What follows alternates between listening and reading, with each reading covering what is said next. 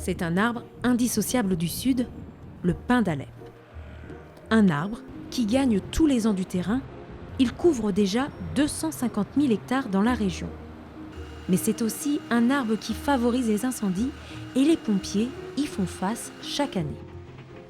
C'est un arbre qui a des aiguilles qui sèchent et souvent elle crée des zones très sèches qui favorisent le départ d'incendie. Et il y a des zones qui nécessitent du travail de sylviculture pour qu'on puisse mieux y intervenir et que la forêt soit mieux préservée.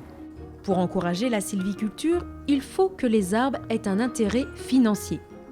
Alors en 2018, ces défenseurs ont obtenu qu'ils soient reconnus comme bois d'œuvre pour construire des bâtiments.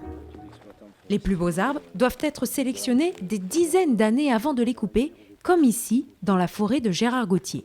L'ONF a récemment créé une grille d'évaluation. Il faut un arbre droit, en bonne santé, mais aussi... Il reste encore le critère des dimensions. Alors pour ça, on utilise un compas forestier, mesurer le diamètre. Et là, donc, on a un diamètre de 30 cm, qui n'est pas suffisant pour faire du bois d'œuvre de structure.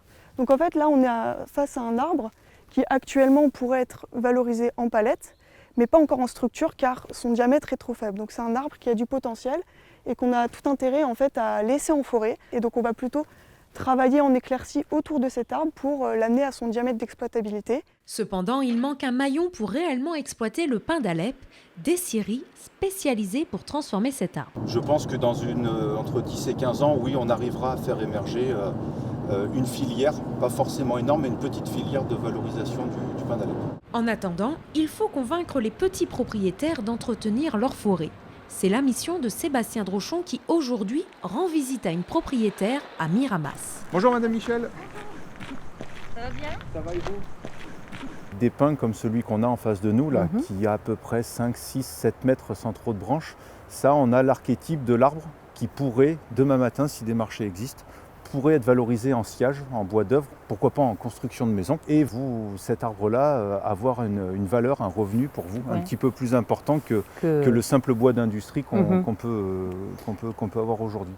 2 ans après la normalisation, quelques projets de bâtiments sont lancés dans les Bouches-du-Rhône, comme à Coudoux avec ce vestiaire. C'est aussi une bonne façon de gérer nos forêts, puis de valoriser. Donc ça veut dire que ça donne un intérêt économique et ça recrée des filières, c'est bon pour l'emploi. En plus c'est du local, c'est-à-dire que la Provence a vraiment de l'or en barre.